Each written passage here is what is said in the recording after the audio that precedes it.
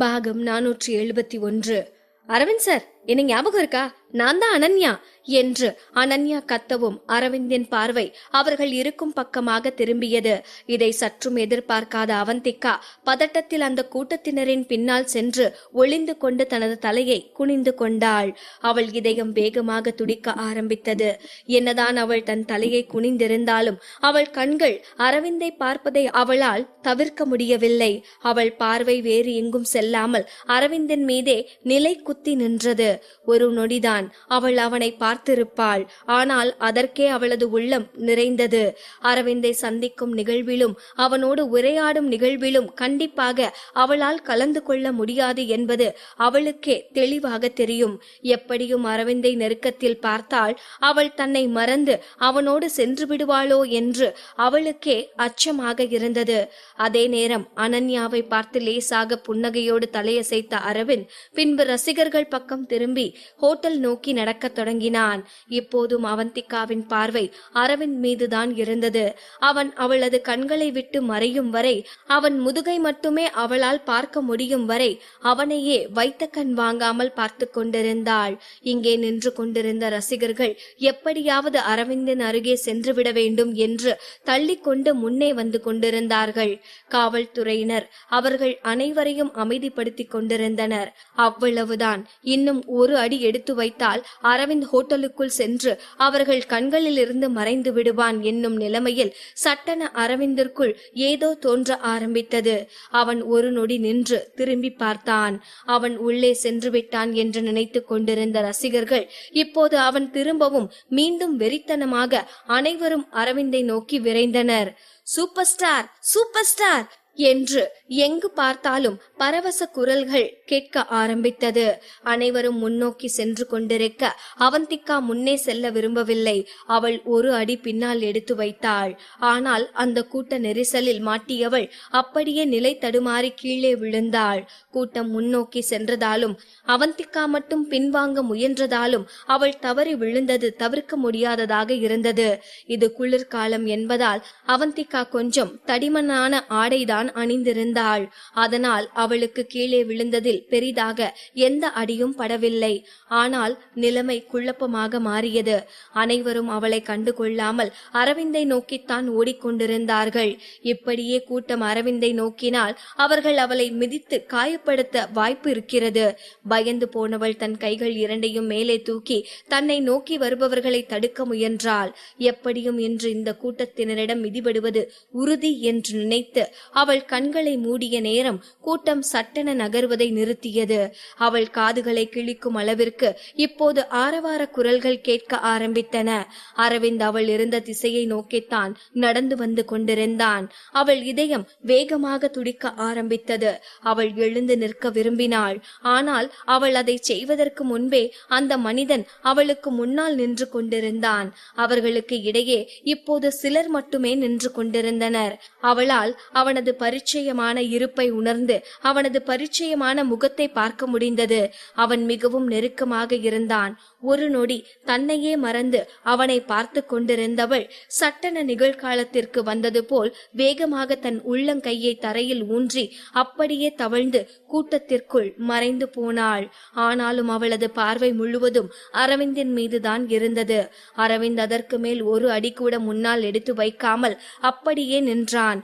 அவனை சூழ்ந்திருந்த ரசிகர்கள் ஆவேசத்துடன் கை குலுக்கி கையெழுத்து வாங்கி கொண்டு கூச்சலிட்டனர். முண்டியடித்த கூட்டம் அவன் மீதே சென்று மோதினர். அவனது உதவியாளர்களும் பாதுகாப்பு அதிகாரிகளும் அவனுக்கும் ரசிகர்களுக்கும் இடையே மாட்டிக்கொண்டு திணறிக் கொண்டிருந்தார்கள். சட்டென ஒரு ரசிகர், சூப்பர் ஸ்டார், நீங்க ஹோட்டலுக்குள்ள தானே போனீங்க, ஏன் திடீர்னு திரும்பி வந்தீங்க என்றான். உண்மையில் அவர் ஏன் திடீரென்று இங்கு வந்தான்? ஏதாவது நடந்ததா? இந்த கேள்வியை கேட்ட அரவிந்தின் கண்கள் சுருங்கியது. ஏன் திரும்பி வந்தான் என்பது அவனுக்கே தெரியவில்லைதான். அவன் அவளது குரலை கேட்டது போல் உணர்ந்தான். அதனால் அவன் மீண்டும் வெளியே செல்வதற்கு முன் யோசிக்கவில்லை. ஆனால் ரசிகர்களின் மத்தியில் அவளது முகத்தை கூட அவனால் கண்டுபிடிக்க முடியவில்லை. இந்த நேரத்தில் அவன் காதுகள் அவனை ஏமாற்றி விட்டது போல்தான் அவனுக்கு தோன்றியது. அதே நேரம் தன் ரசிகர் கூட்டத்தை பார்த்து மென்மையாக புன்னகைத்தவன், இன்னைக்கு ரொம்பவே குளிர் அதிகமா இருக்கு. நீங்க எல்லாரும் எனக்காக ரொம்ப நேரம் இந்த குளிர்ல காத்துட்டு இருக்கீங்க. சோ இன்னைக்கு உங்க எல்லாருக்கும் நான் குட்டியா ஒரு டீ ட்ரீட்டா குடுக்கலான்னு இருக்கேன் என்றான். இந்த வார்த்தைகளை அவன் சொல்லி முடித்ததும் மீண்டும் கூட்டம் பெரும் குரல் எடுத்து ஆர்ப்பரிக்க ஆரம்பித்தது. சூப்பர் ஸ்டார், உண்மையிலேயே நீங்க ரொம்பவே அக்கறையானவர். லவ் யூ அரவிந்த் சார் என்று ஒவ்வொருவரும் ஒன்றை சொல்லி கத்த ஆரம்பித்தார்கள். இந்த வார்த்தைகள் அனைத்தும் அரவிந்தின் காதுகளிலும் அவந்திகாவின் காதுகளிலும் கேட்டுக்கொண்டுதான் இருந்தது. ஏதோ அரவிந்தை பற்றி அனைவரும் பெருமையாக பேசுவதை கேட்டதும் அவந்திகாவின் மனம் தன்னை அறியாமல் பெருமிதப்பட ஆரம்பித்தது. அந்த நேரம் சம்பத் வந்து அரவிந்தின் காதில் ஏதோ கிசுகிசுத்தான். அதைத் தொடர்ந்து அந்த கூட்டத்தினரிடையே யாரையோ தேடுபவன் போல் ஒரு முறைக்கு இருமுறை நன்றாக பார்த்தவன் பின்பு எதுவும் சொல்லாமல் சம்பத்தோடு சேர்ந்து அந்த ஹோட்டலுக்குள் சென்றான். அரவிந்த் அங்கிருந்து சென்ற பிறகும் அங்கு அனைவரும் அரவிந்த் செய்த செயலை பற்றித்தான் பேசிக் கொண்டிருந்தார்கள். இறுதியாக அரவிந்த் சொன்னது போல் ரசிகர்கள் அனைவருக்கும் தேநீர் கொடுக்கப்பட்ட போது தனக்கான தேநீரை கையில் வாங்கி இறுக்கமாக பற்றினாள் அவந்திகா. அவளை அறியாமல் அவள் கண்களில் கண்ணீர் வழிந்தது. அத்தோடு அவளுக்குள் இருந்து குமட்டல் போல் ஏதோ ஒரு உணர்வு தோன்றியது. அந்த நேரம், அவந்திகா, அங்க என்ன பண்ணிட்டு இருக்க? சீக்கிரம் இங்க வா, நாம அரவிந்த் சாரை மீட் பண்ண போகணும் என்று அனன்யாவின் குரல் கேட்டது. அவளை பார்த்து மென்மையாக புன்னகைத்த அவந்திகா, இல்ல அனன்யா, இப்பதான் என் கம்பெனில இருந்து எனக்கு போன் வந்துச்சு. உடனே என்ன கம்பெனிக்கு வர சொல்றாங்க. நான் கண்டிப்பா போய் ஆகணும் என்றாள். இதை கேட்ட அனன்யா முகத்தை பாவமாக வைத்து, அடடா, சரி விடு அவந்திகா, நீ ஒன்னும் வரி பண்ணாத. இன்னொரு நாள் சான்ஸ் கிடைக்கும் போது நான் அரவிந்த் சாரை மீட் பண்ண உன்னை கூட்டிட்டு போறேன். இப்ப நான் உனக்காக அரவிந்த் சார் கிட்ட இருந்து ஒரு ஆட்டோகிராஃப் மட்டும் வாங்கிட்டு வரேன் என்றாள். இப்போது அவந்திகா அந்த கூட்டத்தை விட்டு, அந்த கூச்சலை விட்டு, அரவிந்தை விட்டு மெதுவாக விலகி ஆளற்ற தெருவில் நடந்து கொண்டிருந்தாள். அவள் நினைவு முழுவதும் அரவிந்தை பற்றியதாகத்தான் இருந்தது. அவனை பார்த்த அந்த கணத்தில் தான் எப்படி அனைத்தையும் மறந்துவிட்டோம் என்பது குறித்து யோசித்து பார்த்தாள். அரவிந்திற்கு படப்பிடிப்பு அல்லாத நேரத்தில் மேக்கப் போடும் பழக்கமில்லை. அப்படி இருக்கும்போது இன்று அவன் முகம் பிரகாசமாகத்தான் இருந்தது. இனி அவனை நினைத்து அவள் கவலைப்பட தேவையில்லை. அதே நேரம் இங்கு சம்பத்தோடு ஹோட்டலுக்குள் சென்ற அரவிந்திற்கு தனக்கு மிகவும் நெருக்கமான ஏதோ ஒரு பொருளை இழப்பது போல் மனம் மிகவும் வேதனையாக இருந்தது. தனக்கு பின்னால் வந்து கொண்டிருந்த சம்பத்தை பார்த்தவன், என்னோட மேக்கப் கலைஞ்சிருச்சா என்றான். சம்பத் எதுவும் பதில் பேசாமல் இருக்கவும், சரி, நம்ம கிட்ட யாராவது மேக்கப் ஆர்டிஸ்ட் இருந்தா உடனே வர சொல்லு. நம்ம மீட்டிங் முடிச்சிட்டு போகும்போதும் மோசமா தெரியக்கூடாது என்றான். இந்த வார்த்தைகளை கேட்ட சம்பத்திற்கு மனம் பெருத்த வேதனைக்குள்ளாகியது. அவன் அரவிந்தோடு பல ஆண்டுகளாக இருந்து வருகிறான். அவனுக்கு அரவிந்தை பற்றி நன்றாகவே தெரியும். இப்போது அவந்திகா அவனை விட்டு சென்றதும் அவன் வாழ்வின் அனைத்து இன்பங்களையும் இழந்தவன் போல் தன்னைத்தானே வருத்தி கொள்வதை சம்பத்தால் பார்க்க முடியவில்லை. இப்போது அரவிந்த் நன்றாக தூங்குகிறான் தான், அதில் எந்த சிக்கலும் இல்லை. ஆனால் என்ன, அவன் தன் மகிழ்ச்சியை மொத்தமாக இழந்து விட்டான். உண்மையை சொன்னால் அவந்திகாவை திருமணம் செய்வதற்கு முன்பு கூட அவன் எப்போதும் மகிழ்ச்சியாக இருந்ததில்லை. அதனால் மீண்டும் அவன் தன் பழைய நிலைக்கே திரும்பிக் கொண்டிருக்கிறான் என்று கூட சொல்லலாம். விரக்தியோடு அவந்திகா இப்போது தான் வசித்துக் கொண்டிருக்கும் குடியிருப்பிற்கு திரும்பினாள். யாரும் அறியா வண்ணம் ஒரு கருப்பு நிற செடான் கார் அவளை பின்தொடர்ந்து சென்றதை அவள் பார்க்கவில்லை. அந்த காரின் பின்புறத்தில் அமர்ந்திருந்தான் நரேன். அவனது பார்வை அவந்திகாவை ஒரு நொடி கூட விலகாமல் பின்தொடர்ந்து கொண்டிருந்தது. அந்த நேரம் நரேனின் அசிஸ்டன்ட் அவனை பார்த்து, நரேன் சார், ஒருவேளை அவந்திகா மேடம் திரும்பவும் அரவிந்த் கிட்டவே போகணும்னு பிளான் பண்றாங்களா என்றான். இதை கேட்ட நரேனின் முகம் இறுகியது. ஆனால் அவனிடமிருந்து தெளிவான பதில் வந்தது. வாய்ப்பே இல்ல. அவந்திகா மட்டும் அவன்கிட்ட திரும்பி போகணும்னு நினைச்சிருந்தா எப்பவோ போயிருப்பா. இப்போ அவ போக வாய்ப்பே இல்ல என்றான். அதற்கு பிறகு அந்த காரில் யாரும் எதுவும் பேசவில்லை. நீண்ட நேரம் இருந்த அமைதியே நரேனை உடைத்தது. நம்ம எந்த மாற்றமும் இல்லாம நம்ம திட்டப்படியே செயல்படலாம் என்றான். இதைத் தொடர்ந்து, எஸ் பாஸ், என்று அவனுடைய அசிஸ்டன்டிடமிருந்து பதில் வந்தது. ஆரம்பத்தில் அவந்திகா அரவிந்த் பெங்களூர் வந்திருப்பது ஒரு குறுகிய பயணம்தான். அவன் 2-3 நாட்களில் மீண்டும் சென்னை சென்று விடுவான் என்றுதான் நினைத்து கொண்டிருந்தாள். ஆனால் அவள் துளியும் எதிர்பார்க்காதது போல் அரவிந்த் பெங்களூரில் நீண்ட நாள் இருக்க போவதாக அனன்யா அவர்களது ஃபேன்ஸ் குரூப்பில் மெசேஜ் போட்டிருந்தாள். இதை பார்த்ததும் அவந்திகாவின் இதயம் வேகமாக துடிக்க ஆரம்பித்தது. ஏன் அவன் நீண்ட நாள் இங்கேயே தங்க வேண்டும்?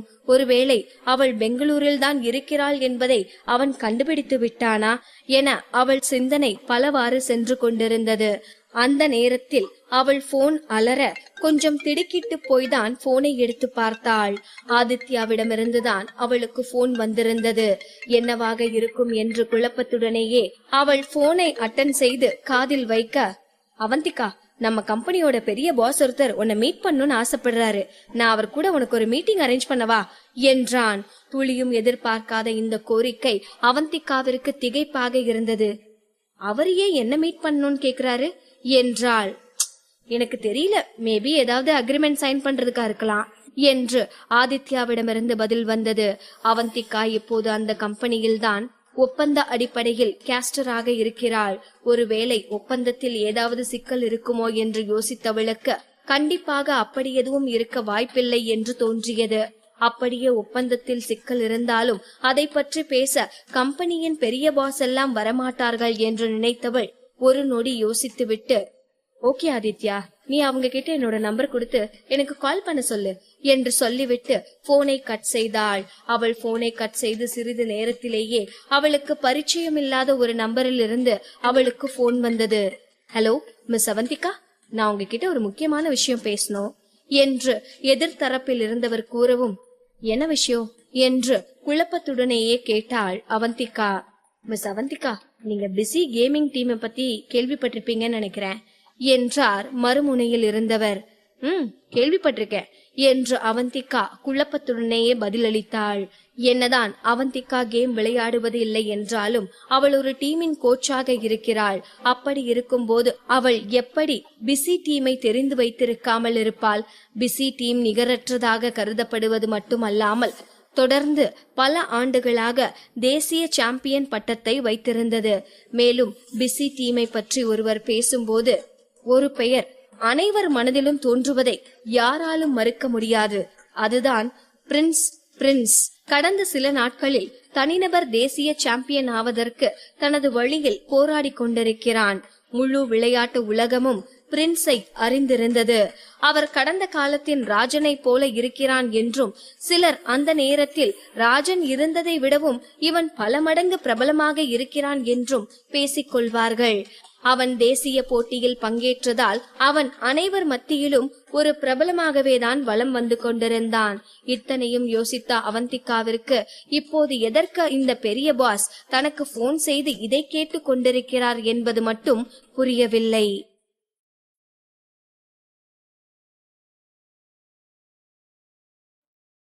பாகம் 472.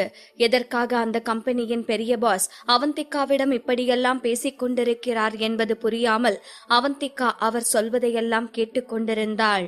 மிஸ் அவந்திகா, நாங்க உங்களை பிசி கேமிங் டீமுக்கு இன்வைட் பண்ண ஆசைப்படுறோம் என்று அந்த பாஸ் சொன்னதும் அவந்திகா அதிர்ந்து போனாள். என்ன, பிசி டீமுக்கா? என்ன எதுக்கு இன்வைட் பண்றீங்க என்று அவந்திகா பதறி போய் கேட்கவும், மிஸ் அவந்திகா, பிசி டீமோட கேப்டன் பிரின்ஸ் உங்களோட லைவ் ஸ்ட்ரீமிங் எல்லாம் பாத்திருக்காரு. அதுல இருந்தே உங்களுக்கு கேமிங்ல இருக்க டேலண்ட் அவருக்கு நல்லாவே தெரிஞ்சிருக்கு. அதான் உங்களை அவங்க டீமுக்கு கோச்சா இன்வைட் பண்ண ஆசைப்படுறாரு என்று மறுமுனையில் இருந்து குரல் கேட்கவும் ஒரு நொடி அவந்திகா திக்குமுக்காடி போனாள். அவளுடைய திறமை இவ்வளவு தெளிவாகவா அனைவருக்கும் தெரிந்துவிட்டது? உண்மையில் அவள் திறமை வெளி தெரிந்ததில் அவளுக்கு மகிழ்ச்சிதான். ஆனால் அதற்காக அவள் பிசி டீமில் சேர முடியுமா என்ன? அவள் ஏற்கனவே ஆர்டி டீமின் கோச்சாக இருக்கிறாள். இப்போது மட்டும் அவள் பிசி டீமிற்கு சென்றால் அது அவள் ஆர்டி டீமில் உள்ள அனைவருக்கும் செய்யும் துரோகம் போல் ஆகும். அது மட்டுமல்லாமல் ஆகாஷிற்கு இந்த விஷயம் தெரிந்தால் அவளை கடவுள் போல் நினைத்து கொண்டிருக்கும் அவன் இவளை பற்றி என்ன நினைப்பான்? இதையெல்லாம் யோசித்த அவந்திகா, சாரி சார், எனக்கு இந்த ப்ரொஃபஷனல் கேமிங் காம்படிஷன்ல எல்லாம் இன்ட்ரெஸ்ட் இல்ல. என்றாள். இதை கேட்ட அந்த பாஸ் அதிர்ந்து போனவராய், மிஸ் அவந்திகா, நீங்க நல்லா யோசிச்சுதான் சொல்றீங்களா? ஒரு கோச்சா நீங்க அந்த டீமை கைட் பண்றதுக்கு உங்களுக்கு ரொம்ப நேரம் தேவைப்படாது. அத்தோட சம்பளத்தை பத்தி நீங்க யோசிக்கவே வேணாம். நீங்க எவ்வளவு கேட்டாலும் கொடுக்க நாங்க ரெடியா தான் இருக்கோம் என்றார். தனக்கு தானே மென்மையாக புன்னகைத்து கொண்ட அவந்திகா, இவ்ளோ தூரம் நீங்க சொல்றதுக்கு ரொம்பவே நன்றி சார். ஆனா உண்மையாவே எனக்கு கோச்சா இருக்கிறதுல இன்ட்ரெஸ்ட் இல்ல என்றாள் அவந்திகா. அவள் வார்த்தைகளில் ஒரு பிடிவாதம் இருப்பதை உணர்ந்த அந்த பாசும் வேறு வழியின்றி, ஓகே மிஸ் அவந்திகா, நீங்க முடியாதுன்னு சொன்னது எனக்கு ரொம்ப கவலையாத்தான் இருக்கு. நான் அந்த டீம் கிட்ட இந்த விஷயத்த சொல்லிடுறேன் என்று சொல்லிவிட்டு போனை கட் செய்தார். போனை கட் செய்த அவந்திகா சிறிது நேரம் மௌனமாக அந்த போனையே பார்த்து கொண்டிருந்தாள். அதன் பின் அவளது நாள் எப்போதும் போல்தான் கழிந்தது. அன்று மாலை எப்போதும் போல் லைவ் ஸ்ட்ரீம் செய்தாள். அது முடிந்த பின் அப்படியே உறங்கியும் போனாள். காலையில் அவள் எழுந்திருக்கும் போது அவள் போனில் நிறைய மிஸ்டு கால் வந்திருந்தன. அதில் பல நள்ளிரவில் வந்ததாக இருந்தது. கண்களை சுருக்கி குழப்பமாக அவந்திகா அந்த நம்பரை பார்த்தாள். அது ஒரு லோக்கல் நம்பராக இருந்ததால் யாராக இருக்கும் என்று குழப்பத்துடனேயே அந்த நம்பருக்கு மீண்டும் டயல் செய்தாள். அப்போதுதான் தூக்கத்திலிருந்து எழுந்தது போல் அலுப்பாக, ஹலோ என்று ஒரு ஆண் குரல் கேட்டது. ஒரு நொடி திகைத்து போன அவந்திகா தன் தொண்டையை சரி செய்து கொண்டு, நான் யார்கிட்ட பேசுறேன்னு தெரிஞ்சுக்கலாமா என்றாள். மறுமுனையில் இருந்து பிரின்ஸ் என்று பதில் வந்தது. அனைத்தும் அவந்திகாவிற்கு அதிர்ச்சிக்கு மேல் அதிர்ச்சி தருவதாகத்தான் இருந்தது. இந்த பிரின்ஸ் எதற்காக தனக்கு போன் செய்திருக்கிறான் என்று தெரியாமல் அவந்திகா குழம்பிக் கொண்டிருக்க, மிஸ் அவந்திகா, நம்ம 2 பேரும் நேர்ல சந்திச்சு பேசலாமா என்றான் பிரின்ஸ்.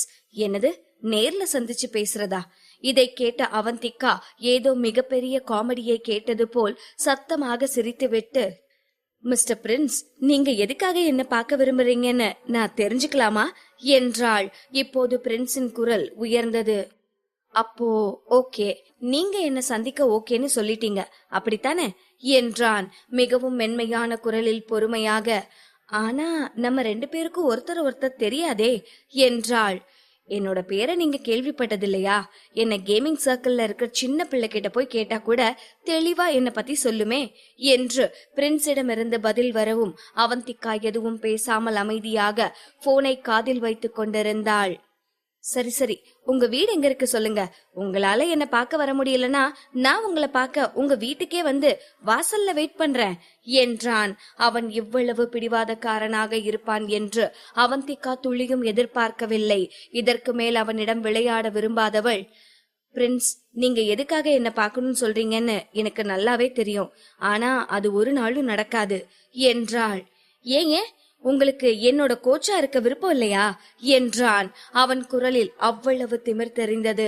இறுதியாக பிரின்ஸ் திமிர் பிடித்த தலைகணம் பிடித்த ஒரு இளைஞன் என்பதை அவந்திகா புரிந்து கொண்டாள். அவந்திகா அவனுடைய டீம் கோச்சாக இருக்க முடியாது என்று சொன்னதை தாங்கிக் கொள்ள முடியாதவன் இப்போது தானே நேரடியாக களத்தில் இறங்கி அவந்திகாவிடம் பேச முடிவு செய்திருக்கிறான் என்பதை அவந்திகா புரிந்து கொண்டாள். ஒரு ஆழ்ந்த பெருமூச்சு இழுத்துவிட்ட அவந்திகா, பிரின்ஸ், எனக்கு கோச்சா இருக்க விருப்பம் இல்லைன்னு நான் சொல்லல, கோச்சா இருக்க என்னால முடியாதுன்னு தான் நான் சொல்றேன் என்றாள். உங்களால முடியுமா முடியாதாங்கிறத பத்தி நானே கவலைப்படல, அப்புறம் எதுக்கு நீங்க அதை பத்தி கவலைப்பட்டு இருக்கீங்க என்று விடாப்பிடியாக மீண்டும் கேட்டான் பிரின்ஸ். தான் இவ்வளவு சொன்ன பிறகும் அவனுக்கு அது புரியவில்லை என்று நினைத்து பெருமூச்சு விட்ட அவந்திகா, வேற ஏதாவது விஷயம் இருக்கா என்றாள். வெயிட் வெயிட் வெயிட், நம்ம ஒரு சோலோ மேட்ச் விளையாடலாம் என்றான் பிரின்ஸ்.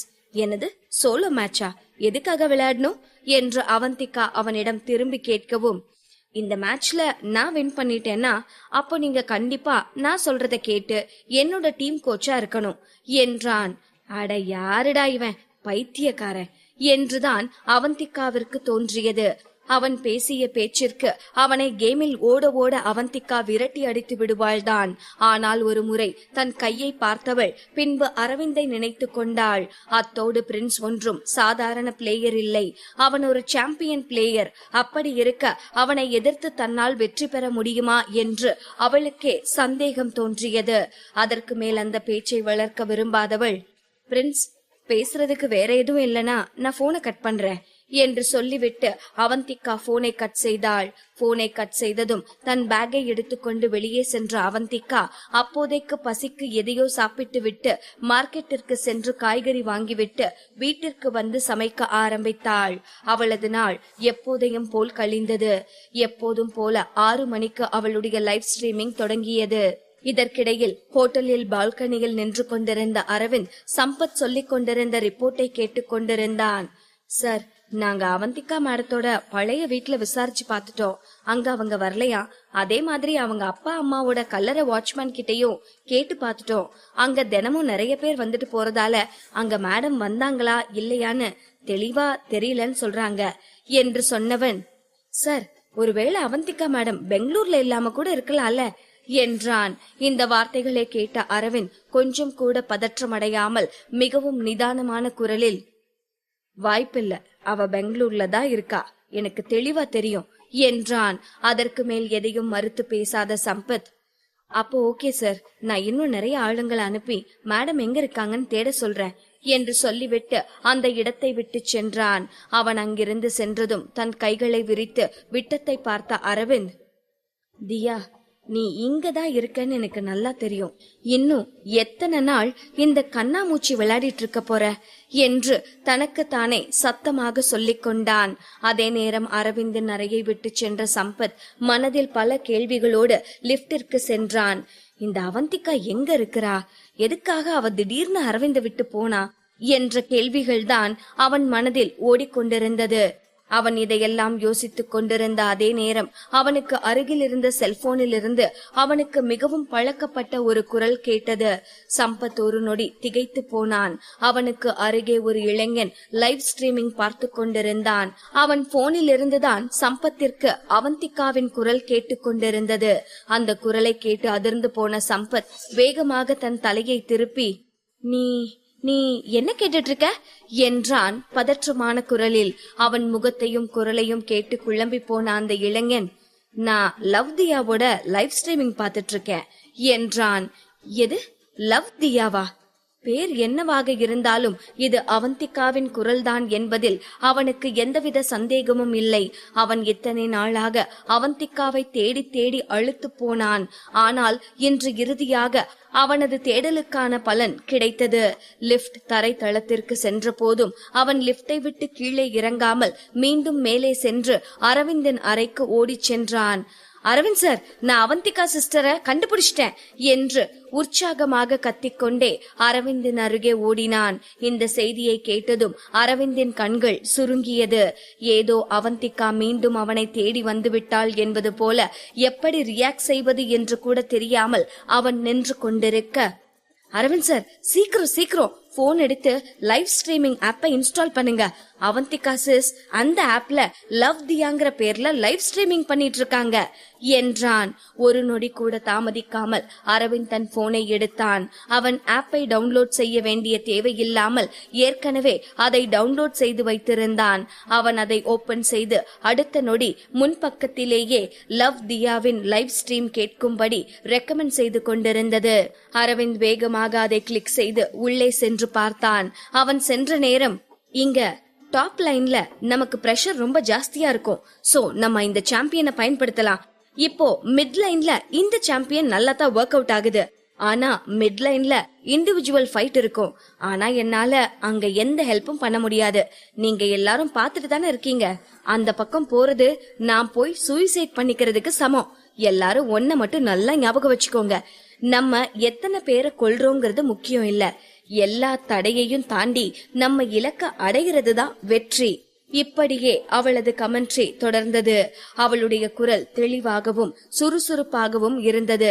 அவள் தனது அறிவின் மூலம் விளையாட்டை விளக்கியபடி விரைவாக பேசினாள். அவள் சொல்வதை கேட்க மெய் சிலிர்க்க வைத்தது. அரவிந்த் இப்போது மொத்தமாக தன்னை மறந்து அவந்திகாவின் குரலையே கேட்டுக்கொண்டிருந்தான். தன் அருகில் நின்று கொண்டிருந்த சம்பத்தை கூட கண்டு கொள்ளாதவன் பால்கனியை விட்டு அறைக்குள் வந்து நன்றாக ஒரு சோஃபாவில் அமர்ந்து அவந்திகாவின் குரலை கேட்க ஆரம்பித்தான். அவளது பேச்சின் சத்தத்தையும் குரலில் இருந்த உற்சாகத்தையும் கேட்டு இறுதியாக அவன் இதயத்தில் ஒரு அமைதி தோன்றியது. அவளுக்கு எதுவும் இல்லை, அவள் சந்தோஷமாக இருக்கிறாள் என்பதே அரவிந்திற்கு போதுமானதாக இருந்தது. சில நேரங்களில் நாம் நேசிப்பவர் நம் அருகே இல்லை என்றாலும், அவர் நமக்கானவராக இல்லை என்றாலும், அவர் எங்கேயாவது நலமாக சந்தோஷமாக இருக்கிறார் என்பதே மிகவும் மகிழ்ச்சி தரக்கூடிய ஒன்றுதான். ரிலாக்ஸ்டாக சோஃபாவில் அமர்ந்து அவந்திகாவின் லைவ் ஸ்ட்ரீமிங்கை கேட்டுக்கொண்டிருந்த அரவிந்திற்கு கடந்த கால அழுத்தமும் வலியும் திடீரென மறைந்தது போல இருந்தது. அவளின் இனிய குரலை கேட்கவே அவனுக்கு ஒருவித அமைதியும் நிம்மதியும் வந்தது. அவளது குரல் அறையை ஊடுருவிச் செல்ல அவன் உள்ளம் அமைதியடைந்தது. அவள் போட்டியை முடித்ததும் சிறிது நேரம் இடைநிறுத்தியவள் இடைவேளையின் போது மிகவும் வெட்கத்துடன், மை டியர் லிசனர்ஸ், உங்களோட அந்த குட்டி விரலை மெதுவா அசைச்சு உங்களோட பாசமான இந்த லவ் தியாவை ஃபாலோ பண்ணுங்களேன் என்றாள். அவள் குரலில் இருந்த இந்த வெட்கத்தை கேட்டதும் அரவிந்தின் உதடுகள் விரிந்தது. ஆன்லைனில் பேசும்போது கூட இவ்வளவு வெட்கத்தோடு அவள் பேசுவாள் என்று அவன் எதிர்பார்க்கவில்லை. சிரித்துக்கொண்டே அரவிந்த் ஃபாலோ பட்டனை அழுத்தினான். பாகம் 473. அவந்திகா லைவ் ஸ்ட்ரீமிங் செய்து கொண்டிருக்கும் போது இடைவெளியில் விளையாட்டுத்தனமாக அனைவரையும் ஃபாலோ செய்ய சொல்லி குழந்தை குரலில் சொல்லிக் கொண்டிருந்தாள். இதை கேட்ட அரவிந்த் சிரித்துக்கொண்டே ஃபாலோ பட்டனை அழுத்தினான். அந்த பட்டனை அழுத்திய பிறகுதான் அவளை ஃபாலோ செய்ய வேண்டும் என்றால் அவன் முதலில் ஒரு அக்கவுண்டை கிரியேட் செய்ய வேண்டும் என்பதே அவனுக்கு தெரிந்தது. இதற்கு முன்னர் இந்த ஆப்பில் அவன் யாரையும் ஃபாலோ செய்யவில்லை என்பதால் அவனுக்கு இதை பற்றி பெரிதாக எதுவும் தெரியாமல் இருந்தது. இப்போது எப்படி இருந்தாலும் அவன் அவந்திகாவை ஃபாலோ செய்ய வேண்டும் என்பதால் அதில் கேட்கப்பட்ட அனைத்து தகவல்களையும் கொடுத்து கொண்டிருந்தான். அதில் இறுதியாக ஐடி கிரியேட் செய்ய சொல்லி கேட்டது. என்ன ஐடி வைக்கலாம் என்று ஒரு நொடி யோசித்தவனின் பார்வை அவந்திகாவின் ஐடி மீது பட்டது. அதில் லவ் தியா என்று பார்த்ததும் அரவிந்தின் குசும்புக்கார மூளை வேலை செய்ய ஆரம்பித்தது. தனக்கு தானே சிரித்து கொண்டவன் பிறகு அந்த ஐடியை உள்ளிட வேண்டிய இடத்தில் மிஸ்ஸிங் தியா என்று டைப் செய்து என்டர் கொடுத்தான். அதற்குள் இடைவெளி முடிந்து அவந்திகா மீண்டும் பேச ஆரம்பித்திருந்தாள். ஹலோ வியூவர்ஸ், உங்ககிட்ட பபிள்ஸ் இருந்தா நீங்க எனக்கு கொஞ்சம் கொடுக்கலாம். அதே மாதிரி உங்களோட இந்த ஃபேவரட் லவ் தியாவுக்கு கிஃப்ட் கொடுக்கணும்னு ஆசைப்பட்டீங்கனாலும் கிஃப்ட் பண்ணலாம். என்னதான் இருந்தாலும் நாங்க கேஸ்டர் எல்லாரும் உங்களோட கிஃப்ட டிபெண்ட் பண்ணி தான் இருக்கோம் என்று கொஞ்சம் குரலில் சொன்னாள்.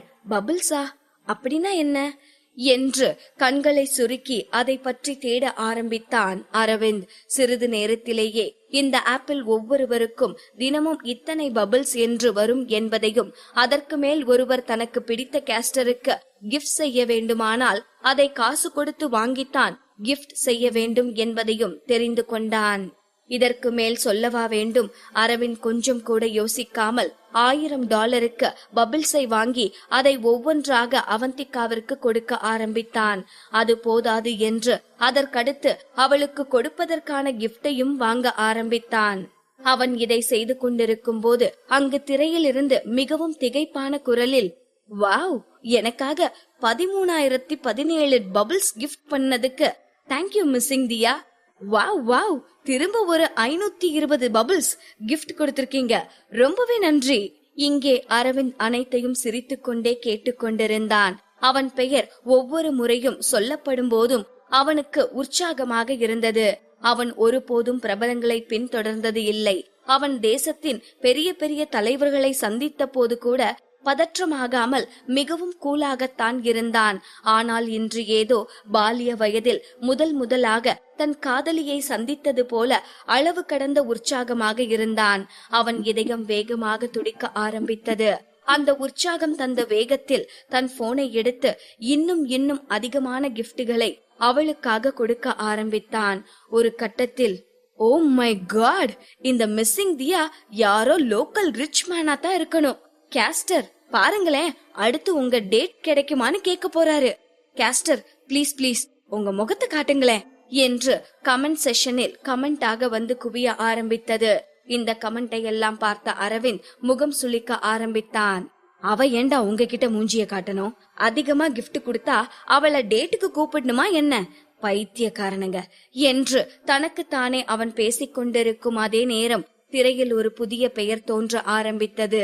திடீரென்று எங்கிருந்தோ வந்தவன் அவந்திகாவிற்கு கிஃப்டிற்கு மேல் கிஃப்டாக குவிக்க ஆரம்பித்தான். பிரின்ஸ் 2017 பபிள்ஸ் கொடுத்துள்ளார், பிரின்ஸ் 2017 கிஃப்ட் கொடுத்துள்ளார் என்று திரையில் தெரிய ஆரம்பித்ததும் அரவிந்தின் முகம் கோபத்தில் சிவந்தது. அடிங்க, நான் இருக்கேல எவன்டா ஏன் பொண்டாட்டிக்கு கிஃப்ட் கொடுக்கறது என்று சிறு பிள்ளை போல் அவனுக்கு கோபம் வர ஆரம்பித்தது. அதே நேரம் திரையில் பிரின்ஸின் பெயரை பார்த்ததும் அவந்திகாவின் கண்கள் சுருங்கியது. ஏற்கனவே இன்று இந்த மிஸ்ஸிங் தியாவிடமிருந்து அவளுக்கு நிறைய கிஃப்ட் கிடைத்திருந்தது. இன்னைக்கு நமக்கு நல்ல நாள் என்று அவள் நினைத்து கொண்டிருக்கும் போதே இப்போது பிரின்ஸ் கொடுத்த கிஃப்ட் அவளை திக்குமுக்காட வைத்தது. கண்டிப்பாக இங்கே அவளுக்கு கிஃப்ட் கொடுத்த பிரின்ஸ் காலையில் அவளிடம் பேசிய பிரின்ஸாக இருக்க வாய்ப்பில்லை என்று அவள் நினைத்து கொண்டிருக்க, கேஸ்டர் ஒரே ஒரு சோலோ மேட்ச் ப்ளீஸ் ப்ளீஸ் என்று அவளிடமிருந்து ஒரு காமன் மெசேஜ் வந்திருந்தது. அவந்திகா அதிர்ந்து போனாள். அவளுக்கு அதிகப்படியான கிஃப்டுகளை கொடுப்பதன் மூலம் அவன் நினைத்ததை சாதித்து விடலாம் என்று அவன் நினைத்து கொண்டிருக்கிறானா என்ன?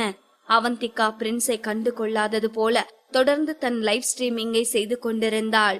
பிரின்ஸின் கிஃப்டும் அத்தோடு நின்று போகாமல் தொடர்ந்து வந்து கொண்டே இருந்தது.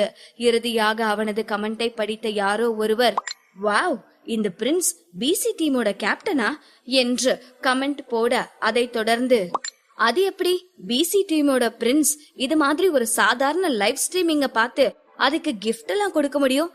இதுக்கு வாய்ப்பே இல்ல, இது அந்த பிரின்ஸா இருக்க முடியாது. யாரா இருந்தா என்ன, இந்த பிரின்ஸ் நம்ம கேஸ்டரை 1-to-1 மேட்ச் விளையாட சொல்லி சேலஞ்ச் பண்ணிருக்கான், ரொம்பவே இன்ட்ரெஸ்டா இருக்கு என்று இதை போல் தொடர்ந்து மெசேஜ்கள் வந்து குவிய ஆரம்பித்திருந்தது.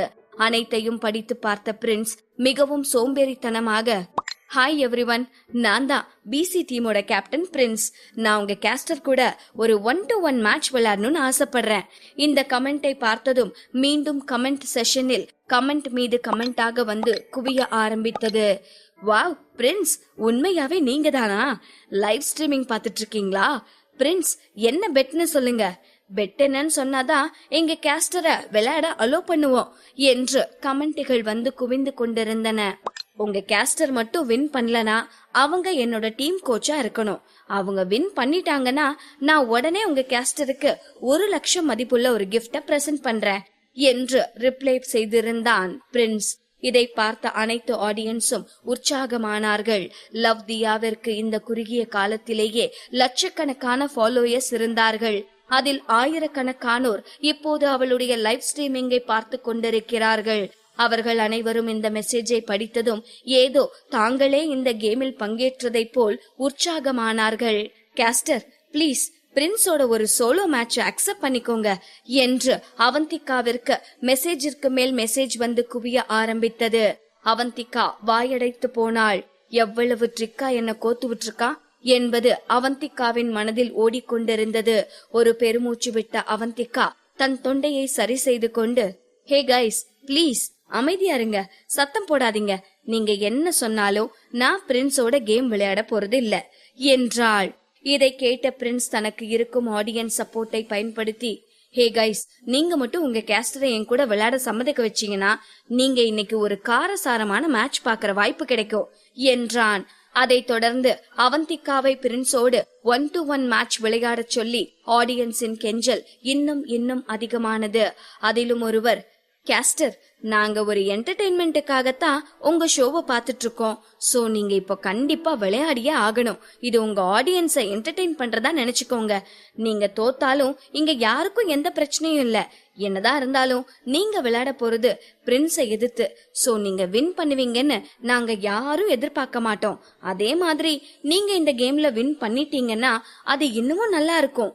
பிரின்ஸை விட நீங்க ஒரு நல்ல பிளேயர்னு எல்லாருக்கும் தெரிஞ்சிரும். நீங்க இன்னும் அதிகம் ஃபேமஸ் ஆகிரலாம். கேஸ்டர், எதுக்காக நீங்க கேம் விளையாட தயங்குறீங்க? ஏன் எந்த பதிலும் சொல்லாம இருக்கீங்க? நீங்க இப்படி பண்ணுனா அது பிரின்ஸை இன்னும் அதிகமா கோபமாக்கிருச்சுன்னா என்ன பண்றது? கேஸ்டர், நீங்க மட்டும் இப்ப எதுவும் சொல்லாம இருந்தீங்கன்னா நாங்க உங்களை அன்ஃபாலோ பண்ண போறோம். அனைத்து விதமான கருத்துக்களும் பதிவிடப்பட்டு அவை அனைத்தும் அவந்திகாவை முடிவில்லாமல் எரிச்சலூட்டியது. ஆனால் என்ன செய்ய, இவர்கள் அவளது ரசிகர்கள். இந்த நாட்களில் இவர்கள் அவளை தினமும் நேரலையில் பார்த்து பழகிவிட்டனர். அவந்திகா எப்போதும் தனது ரசிகர்களை நன்றாக நடத்துபவர் என்பதால் இந்த நிகழ்வில் பலரின் அழுத்தத்தால் அவள் சவாலை ஏற்றுக்கொள்வதை தவிர வேறு வழி இல்லை. அவள் பெருமூச்சு விட்டாள்.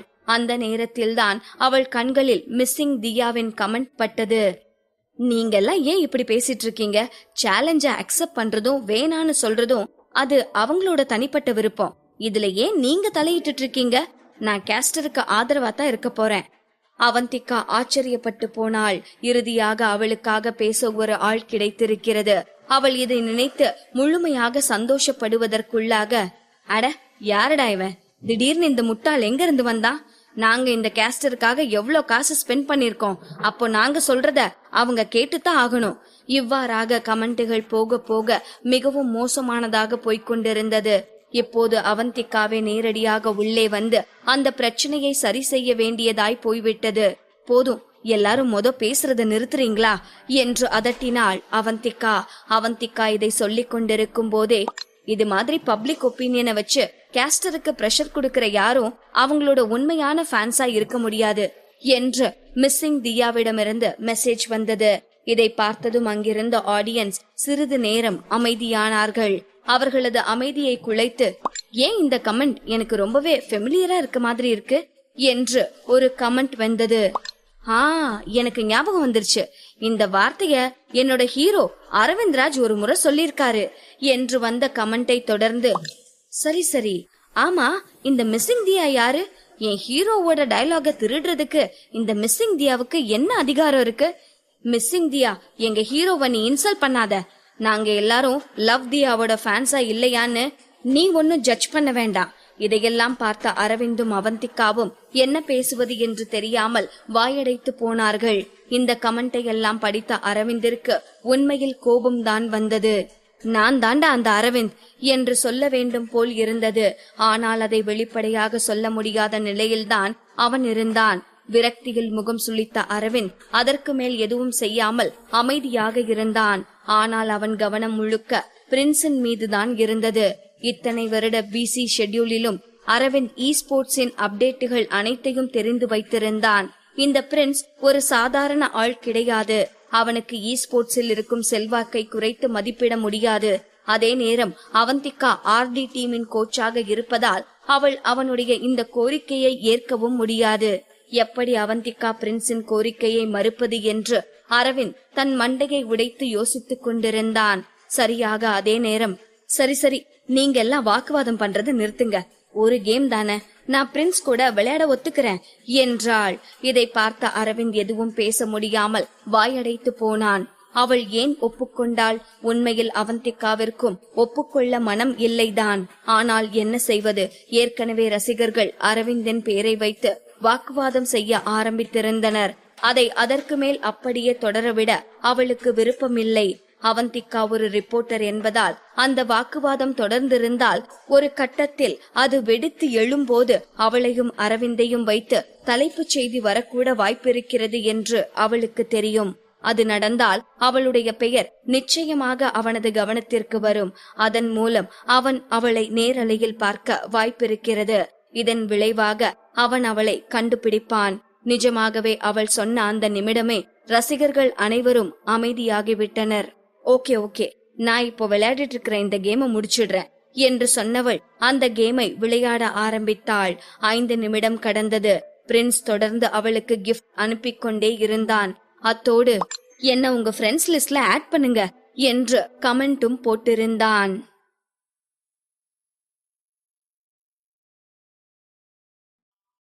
பாகம் 474. என்ன உங்க ஃப்ரெண்ட் லிஸ்ட்ல ஆட் பண்ணுங்க என்று பிரின்ஸிடமிருந்து தொடர்ந்து மெசேஜ் வந்து கொண்டே இருக்கவும் அவந்திகா வேண்டா வெறுப்பாக அவனை தன்னுடைய ஃப்ரெண்ட் லிஸ்டில் ஆட் செய்தாள். அவள் அவனை ஆட் செய்த அடுத்த நொடி பிரின்ஸிடமிருந்து கேம் விளையாடுவதற்கான ரெக்வெஸ்ட் வந்தது. அவந்திகாவிற்கு இந்த கேம் விளையாடுவதில் கொஞ்சம் கூட விருப்பம் இல்லைதான். ஆனால் என்ன செய்வது, இது அவளுடைய லைவ் ஸ்ட்ரீமிங் நேரம். அவள் அவளுடைய ரசிகர்களிடம் கண்டிப்பாக விளையாடுவதாக வாக்கு கொடுத்து விட்டாள். அதனால் இப்போது அவளால் பின்வாங்க முடியாது. அத்தோடு பிரின்ஸிற்கும் அவளுக்கும் மேட்ச் நடக்க போகிறது என்று தெரிந்ததிலிருந்து அவளது நேரலையை பார்த்து கொண்டிருக்கும் ஆடியன்ஸின் எண்ணிக்கையும் கடகடவென உயர்ந்து கொண்டே இருந்தது. இந்த மேட்சில் மட்டும் அவள் வெற்றி அடைந்து விட்டால் பிரின்ஸிடமிருந்து அவளுக்கு எதிர்காலத்தில் எந்த தொல்லைகளும் வராது. அத்தோடு அவளுக்கும் இன்னும் நிறைய ரசிகர்கள் கிடைப்பார்கள். அதனால் அவளது வருமானமும் அதிகரிக்கும். இதையெல்லாம் யோசித்த அவந்திகா ஒரு பெருமூச்சு விட்டு பிரின்ஸின் ரெக்வெஸ்டை அக்செப்ட் செய்தாள். முதலில் அவரவருக்கான பிளேயர்ஸை தேர்ந்தெடுக்கும் போது பிரின்ஸ் முதல் ஆளாக ஜோகோவை தேர்ந்தெடுத்தான். தன் கைகளை இறுக்கமாக மடக்கி தன்னை நிலைப்படுத்திக் கொண்ட அவந்திகா எப்போதும் போல் தன்னுடைய தியாவை தேர்ந்தெடுத்தாள். அவள் தியாவை தேர்ந்தெடுத்ததும், ஹஹா, தியா ஜோகோவோட மனைவி, அப்படி இருக்கும்போது அவளால அவனை ஜெயிக்க முடியும்னு நினைக்கிறீங்களா என்று கமெண்ட் போட்டிருந்தாள். அந்த கமெண்ட்டுக்கு நேரடியாக ரிப்ளை செய்யாத அவந்திகா, யாரு ஜெயிக்க போறாங்கன்னு நம்ம கேம் விளையாட ஆரம்பிச்சா தெரிஞ்சிரும், கேமை ஸ்டார்ட் பண்ணலாம் என்றாள். கேம் தொடங்கியது. ராஜன் பயன்படுத்திய அதே ஜோகோவை தான் இப்போது பிரின்ஸும் பயன்படுத்தி கொண்டிருக்கிறான். ஆனால் ராஜன் விளையாடும் பாணிக்கும் இப்போது பிரின்ஸ் விளையாடும் பாணிக்கும் நிறைய வேறுபாடுகள் இருந்தது. ராஜன் எப்போதும் முன்னோக்கி செல்வான். ஒருவரை தாக்கும் போது முன்பு இருந்துதான் தாக்குவான். ஆனால் பிரின்ஸ் அப்படி அல்ல. ஜோகோயுவை ஒரு ஹீரோ போல் அல்லாமல் வில்லனை போல் வில்லத்தனத்தோடு பயன்படுத்தி கொண்டிருந்தான். முதலில் அவந்திகா ஒரு ஸ்டென் ஸ்பெல்லை பிரயோகித்தாள். அதிலிருந்து தப்பித்த பிரின்ஸ் தான் வந்த திசையிலேயே மீண்டும் ஓடிச் சென்றான். அவன் பயந்து விட்டான், பின்வாங்கி செல்கிறான் என்று நினைத்த அவந்திகா அவனை தொடர்ந்து செல்ல இப்போது அவன் திரும்பி நின்று தன்னுடைய ஸ்டென் ஸ்பெல்லை அவந்திகாவின் மீது பயன்படுத்தினான். அவந்திகா அசைய முடியாமல் அப்படியே சிலை போல் மாறினாள். அவந்திகா திகைத்து போனாள். அவன் தந்திரமாக திட்டம் போட்டு அவந்திகாவை ஏமாற்றியிருக்கிறான். அவளுடைய எனர்ஜி இப்போது முழுமையாக குறைந்து ஒன்றுமில்லாத கட்டத்திற்கு வந்திருந்தது. இருப்பினும் சுதாரித்துக் கொண்டவள் பிரின்ஸின் அடுத்த அட்டாக்கில் இருந்து தப்பித்தாள். உண்மையிலேயே அது ஒரு நல்ல நகர்வுதான். அடுத்த நொடி பிரின்ஸிடம் இருந்து அவளுக்கு ஒரு மெசேஜ் வந்தது. வாவ், ரொம்பவே ஸ்பீடான மூவ், எக்ஸலண்ட். இது மாதிரி கண்டினியூஸ் அட்டாக்ல இருந்து அவ்வளோ சீக்கிரம் யாராலையும் தப்பிக்க முடியாது. அதைத் தொடர்ந்து பல ரசிகர்களும் அவந்திகாவின் வேகத்தை பாராட்டி கமெண்ட் செய்து கொண்டிருந்தார்கள். ஆனால் அவந்திகா அதையெல்லாம் கண்டு கொள்ளாமல் தொடர்ந்து தான் விளையாடுவதில் கவனம் செலுத்திக் கொண்டிருந்தாள். ஒரு நொடி கூட தாமதிக்காமல் அடுத்தடுத்து ஒருவரை மாற்றி ஒருவர் வெறித்தனமாக அட்டாக் செய்து கொண்டிருந்தார்கள். உண்மையில் பிரின்ஸின் ஒவ்வொரு செயல்பாடும் அவ்வளவு தெளிவாக இருந்தது. ராஜனுக்கு பிறகு அவந்திகா பார்த்த ஒரு திறமையான பிளேயர் என்றால் அது பிரின்ஸை தான் சொல்வாள். இந்த விளையாட்டு உலகம் பிரின்ஸை தலையில் தூக்கி வைத்து கொண்டாடுவதில் ஆச்சரியம் இல்லை என்று அவளுக்கு தோன்றியது. தனக்கு ஏற்ற ஒரு எதிராளி கிடைத்தால் உள்ளுக்குள் ஒரு உற்சாகம் தோன்றுவது இயல்புதானே. அவந்திகாவிற்குள் ஒரு உற்சாகம் தோன்றி தன்னுடைய முழு பலத்தையும் காட்ட ஆரம்பித்தாள். ஒரு நொடி, ஒரே ஒரு முறை அவள் தவறாக ஒரு நகர்வை செய்யவும் ஈவு இரக்கமே இல்லாமல் பிரின்ஸ் அவளை கொன்றான். அவந்திகா தோற்றுவிட்டாள். ஆனால் இந்த தோல்வி ஏற்றுக்கொள்ளக்கூடியதாக இருந்தது. பிரின்ஸிற்கு சவால் விடக்கூடிய ஒரே பிளேயர் என்றால் அது ராஜனாக மட்டும்தான் இருக்க முடியும். சற்று நேரத்திற்கு முன் அவன் தொடர்ந்து கேம் விளையாடச் சொல்லி நச்சரித்துக் கொண்டிருந்ததால் அவந்திகாவிற்கு அவன் மீது ஏற்பட்ட வெறுப்பெல்லாம் நொடி பொழுதில் காணாமல் போனது. அவனது திறமை அதை காணாமல் போகச் செய்திருந்தது. ஓகே, நம்ம டீல் படி நீங்க என்கிட்ட தோத்துட்டீங்க. கேஸ்டர், இப்போ நீங்க என்னோட டீம் கோச்சா இருக்க ஒத்துப்பீங்களா என்று பிரின்ஸ் மெசேஜ் அனுப்பியிருந்தான். அவனுடைய டீமிற்கு கோச்சாக இருப்பதா? அது எப்படி அவளால் முடியும்? ஆனால் அவள் முகத்தில் ஒரு குறும்புத்தனமான புன்னகை தோன்றியது. பிரின்ஸ், நான் உன் கூட கேம் விளையாடுறதுக்கு மட்டும்தான் ஓகே சொன்னேன், வேற எதுக்கும் ஓகே சொல்லல. அதுவும் இல்லாம நான் ஒன்னவே வின் பண்ண முடியல. அப்படி இருக்கும்போது நான் எப்படி உங்க டீமுக்கு கோச்சா இருக்க முடியும்? அவந்திகாவின் இந்த பதிலை கேட்ட பிரின்ஸ் வாயடைத்து போனான். எப்படி இந்த பொண்ணு இவ்வளவு தந்திரமா இருக்கா என்று அவன் யோசித்துக் கொண்டிருக்கும் போதே யாரோ அவனுக்கு 1-to-1 மேட்சுக்கு வரும்படி அழைப்பு விடுத்திருந்தது தெரிந்தது. அவன் யார் என்று சென்று பார்த்தான். அங்கே ராஜன் என்ற பெயர் இருந்தது. என்னதான் அவந்திகா இந்த மேட்சில் தோற்றிருந்தாலும் கூட இது எந்த வகையிலும் மோசமான தோல்வி கிடையாது. அவந்திகாவின் தந்திரத்திற்கு எதிராக பிரின்ஸ் கடுமையாக போராட வேண்டியிருந்தது.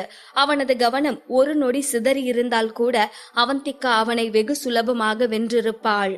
அதனால் என்னதான் அவந்திகா இந்த கேமில் தோற்றிருந்தாலும் அவள் தன்னுடைய கோச்சாக இருக்க வேண்டும் என்ற எண்ணம் பிரின்ஸிற்கு முன்பை விட இப்போதுதான் மிகவும் அதிகமாக வந்தது. ஏனென்றால் இப்போதைக்கு அவனுக்கு ஈடு கொடுக்கும் அளவிற்கு அவ்வளவு சிறந்த பிளேயர்கள் யாரும் இல்லை. திறமையான ஒருவருக்கு தன்னை போலவே திறமையான மற்றவர் மீது ஒரு ஈர்ப்பு வருவது இயல்புதானே. பிரின்ஸ் இதை யோசித்துக் கொண்டிருக்கும் போதுதான் அவனுக்கு ராஜனிடமிருந்து அழைப்பு வந்தது. அந்த பெயரை பார்த்ததும் பிரின்ஸின் கண்கள் சுருங்கியது. 9 வருடத்திற்கு முன் இருந்த புகழ்பெற்ற ஸ்போர்ட்ஸ் சாம்பியன் ராஜன் இந்த ராஜனாக இருக்க முடியுமா? என்னதான் பிரின்ஸ் இப்போது ஸ்போர்ட்ஸ் கேமிங்கின் முடிசூடாத ராஜாவாக இருந்தாலும் இன்னும் ஒரு சிலர் அவனை ராஜனோடு ஒப்பிட்டு ராஜனை விட பிரின்ஸ் திறமையில் குறைவுதான் என்று சொல்வதுண்டு. அதனால் பிரின்ஸிற்கு எப்போதும் ராஜனோடு விளையாட வேண்டும் என்னும் வேட்கை இருந்து கொண்டே இருக்கும். ஆனால் என்ன செய்வது? ராஜன்தான் 9 வருடத்திற்கு முன்பே விளையாடுவதை நிறுத்திவிட்டானே. இது எப்போதும் பிரின்ஸிற்கு ஒரு பெரும் மனக்குறையாக இருந்து கொண்டே இருந்தது. இப்போது இந்த ராஜன் என்னும் பெயரை பார்த்ததும் அவன் உண்மையான ராஜனா இல்லை போலியான ராஜனா என்பதை பற்றி எல்லாம் யோசிக்காமல் அவன் உடனடியாக அவனது ஃப்ரெண்ட் ரெக்வெஸ்டை அக்செப்ட் செய்தான். அவன் கவனம் முழுவதும் இப்போது இந்த ராஜன் மீது திரும்பியதால் அவன் அவந்திகாவிற்கு எந்த தொல்லையும் கொடுக்கவில்லை.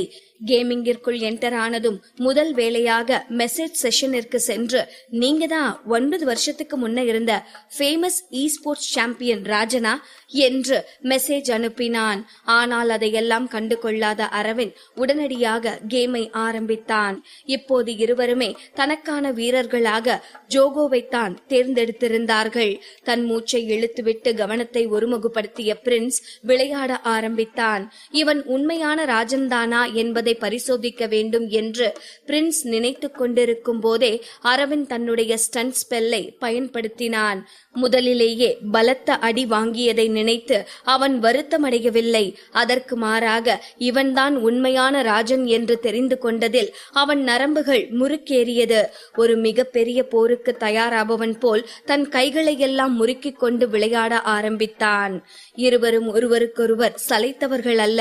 இருவருமே சரிசமமாக போரிட்டுக் கொண்டிருந்தார்கள். ஒரு கட்டத்தில் பிரின்ஸால் ராஜனின் தாக்குதலை சமாளிக்க முடியவில்லை. அவனது எனர்ஜியும் நன்றாக குறைந்து விட்டது. அதனால் தன்னுடைய செல்ஃப் டிஃபென்ஸ் சிஸ்டத்தை ஆன் செய்து அதனுள் சென்று மறைந்து கொண்டான். எதிராளியின் செல்ஃப் டிஃபென்ஸிற்குள் எந்த ஒரு புத்திசாலி வீரனும் செல்ல மாட்டான். அது தற்கொலை செய்து கொள்வதற்கு சமம். அதனால் ராஜன் எப்படியும் வரமாட்டான் என்று பிரின்ஸ் நினைத்து கொண்டிருந்த நேரம் ராஜன் அவன் முன்னால் வந்து நின்றான். அடுத்த நொடி பிரின்ஸ் ராஜன் இருவருமே ஒரே நேரத்தில் மரித்து போனார்கள். எப்படி இருந்தாலும் அப்போது இருந்த சூழ்நிலையில் ராஜன் பிரின்ஸை அட்டாக் செய்ய வேண்டிய தேவையே இல்லை. அப்படி இருக்கும் போது தன் உயிரை கொடுத்து அவன் உயிரை எடுக்க வேண்டிய தேவை என்ன வந்தது என்பதுதான் பிரின்ஸிற்கு சுத்தமாக புரியவில்லை. மீண்டும் இருவரும் உயிர் பெற்று வந்த போது பிரின்ஸால் தன்னுடைய ஆர்வத்தை கட்டுப்படுத்தவே முடியவில்லை. பிரதர், என்ன கொல்றதுக்காக உங்க உயிரவே விட்டது அவ்வளோ ஒர்த்தா என்ன என்று மெசேஜில் கேட்டான். ராஜனிடமிருந்து ஒரு வார்த்தையில் ஒர்த்துதான் என்று பதில் வந்தது. அரவிந்த் இந்த கேமை ஆரம்பித்ததில் இருந்தே வெற்றிக்காக விளையாடவில்லை. பிரின்ஸ் இப்போதுதான் இளம் ரத்தம். பல ஆண்டுகளாக ப்ரொஃபஷனல் பிளேயராக இருக்கிறான். அதனால் அவன் அரவிந்தை விடவும் அதிகமாக கேமிங் பிராக்டிஸ் செய்திருப்பான். அவனை வெற்றி அடைவது எல்லாம் அவனது நோக்கம் அல்ல. அவன் தியாவிற்கு செய்து கொடுத்த சத்தியத்தை காப்பாற்றத்தான் இப்போது பிரின்ஸுடன் விளையாடி கொண்டிருக்கிறான். அப்படி இருக்கும் போது அவனது முழு நோக்கம் பிரின்ஸை கொல்ல வேண்டும் என்பதாகத்தானே இருக்க வேண்டும். ஒரு விளையாட்டில் தன்னுடைய தியாவை ஒரு முறை கொன்றவனை எப்படியானாலும் 3 முறை கொல்வேன் என்று அரவிந்த் வாக்கு கொடுத்திருக்கிறான். அதைத்தான் இப்போது செய்து கொண்டிருக்கிறான். சற்று நேரத்திற்கு முன்பு பிரின்ஸிற்கும் அவந்திகாவிற்கும் நடந்த மேட்சில் பிரின்ஸ் அவந்திகாவை 2 முறை கொன்றிருக்கிறான். அதனால் இந்த மேட்சில் அவன் பிரின்ஸை 6 முறை கொல்வான். அது மட்டும்தான் அவனது நோக்கம். இருவருக்கும் இடையே கடும் போர் நிலவியது. 10 நிமிடத்திற்கு பிறகு அரவிந்தும் அவனும் 6க்கு 6 என்னும் பாயிண்டில் இருந்தார்கள். பிரின்ஸ் உண்மையில் பேச்சற்று போனான். இவ்வளவு நேரம் நடந்த சண்டையில் ஒருவர் கூட டவரை அட்டாக் செய்யும் வேலையை பார்க்கவில்லை. ராஜன் ஏன் தன்னை கொல்வதை மட்டுமே வேலையாக பார்த்து கொண்டிருக்கிறான் என்பது பிரின்ஸிற்கு புரியவில்லை. ஆனால் அவன் இதுநாள் வரை பார்த்திடாத மிகவும் கடுமையான மேட்ச் என்றால் அது இதுதான் என்பான். இருவரில் யார் வெற்றி பெறப் போகிறார்கள் என்பது யாராலும் சுத்தமாகவே கணிக்க முடியாததாக இருந்தது. இப்போது பிரின்ஸிற்கும் வெற்றி தோல்வி எல்லாம் முக்கியமல்ல. அவனது முழு மன திருப்திக்காக அவன் விளையாட வேண்டும் என்று நினைத்து கொண்டான். அவன் உயிர் தெழும் வரை கவுண்டவுனை வெறித்து பார்த்து கொண்டிருந்தான். அது முடிவடைந்தது. அவன் முழுமையாக ரீசார்ஜ் செய்யப்பட்டு மற்றொரு போருக்கு தயாராக இருந்த போது அவனது செல்போன் திரை கருப்பு நிறமாக மாறியது. ஒரு நொடி என்ன நடக்கிறது என்று புரியாமல் வெறித்து பார்த்து கொண்டிருந்த பிரின்ஸிற்கு சில நொடிகளுக்கு பின்தான் அவனது செல்போன் சார்ஜ் இல்லாமல் ஆஃப் ஆகிவிட்டது என்பதே புரிந்தது. அவனுக்கு வந்த ஆத்திரத்தில் போனை தூக்கி வீசிவிட்டு மற்றொரு போனை எடுத்து தன்னுடைய அக்கவுண்டை லாகின் செய்தான். ஆனால் எதிர்பாராத விதமாக இடையில் ஏற்பட்ட இந்த இடையூறு காரணமாக அந்த கேம் முடிவுற்றிருந்தது. எதை பற்றியும் யோசிக்காமல், சாரி, என்னோட போன் சார்ஜ் இல்லாம ஸ்விட்ச் ஆஃப் ஆகிருச்சு, நம்ம இன்னொரு மேட்ச் விளையாடலாம் என்று சொல்லி ராஜனுக்கு ஒரு மெசேஜ் அனுப்பிவிட்டு அடுத்த மேட்சுக்கான லிங்கையும் அனுப்பிவிட்டு காத்திருந்தான். ஆனால் 10 நிமிடம் காத்திருந்தான். ராஜனிடமிருந்து எந்த பதிலும் வரவில்லை. மீண்டும் அவன் மற்றொரு மெசேஜ் அனுப்பிய பிறகுதான் ராஜன் ஆன்லைனிலேயே இல்லை என்பது அவனுக்கு புரிந்தது. அவன் எப்படி இப்போது ஆஃப்லைன் செல்லலாம்? அவன் பிரின்ஸின் விளையாட்டு பசியை தூண்டிவிட்டு மறைந்து விட்டான். இது ஒரு அனலாய் அவனுக்குள் எரிந்து கொண்டே இருக்கும். இன்னும் அவர்களது மேட்ச் ஒரு முடிவிற்கு வராமல் இருக்கும் போது அவன் எப்படி ஆஃப்லைன் செல்லலாம் என்று பிரின்ஸிற்கு கோபமாக வந்தது. ஆனால் அவனால் என்ன செய்ய முடியும்? அதே நேரம் அரவிந்தை பொறுத்தவரை அவன் பிரின்ஸை 6 முறை கொல்ல வேண்டும் என்று நினைத்தான். கொன்றுவிட்டான். இதற்கு மேல் அந்த கேமை விளையாடுவதில் எந்த அர்த்தமும் இருப்பதாக அவனுக்கு தோன்றவில்லை. அதனால் பிரின்ஸ் அனுப்பிய அடுத்தடுத்த மெசேஜ்களை படிக்க கூட அவன் தயாராக இல்லை. அதே நேரம் பெங்களூரில் ஏதோ ஒரு இடத்தில் கேம் விளையாட முடியாததை நினைத்து பிரின்ஸ் பைத்தியம் பிடித்தவன் போல் அமர்ந்திருப்பான் என்பதை பற்றியெல்லாம் அரவிந்த் கவலைப்படவில்லை. அந்த விளையாட்டிலிருந்து வெளியேறிய பிறகு தொடர்ந்து அவந்திகாவின் லைவ் ஸ்ட்ரீமிங்கை பார்ப்பதற்காக அரவிந்த் அந்த ஆப்பிற்கு சென்றிருந்தான். ரசிகர்கள் அவந்திகாவை பாராட்டி நிறைய நல்ல கருத்துக்களை பதிவிட்டிருந்தார்கள். என்னதான் அவந்திகா பிரின்ஸோடு அந்த மேட்சில் தோல்வி அடைந்திருந்தாலும் அதை பற்றி யாருக்கும் கவலை இல்லை. அவர்கள் சொல்லியதற்காக அவள் விளையாடினாள். அத்தோடு அவள் மிகவும் திறமையாகத்தான் விளையாடினாள். அப்படி இருக்கும் போது யார் அவளை குறை சொல்வார்கள்? அவள் இன்னும் லைவ் ஸ்ட்ரீமிங் செய்து கொண்டுதான் இருந்தாள். அவள் இப்போதும் தியாவைத்தான் பயன்படுத்தி கொண்டிருந்தாள். அதை பார்த்த அரவிந்தின் உதடுகள் லேசாக விரிந்தது. மென்மையாக சிரித்தவன், தியா, உனக்காக நான் பழி வாங்கிட்டேன் என்று தனக்குத்தானே சொல்லிக் கொண்டான்.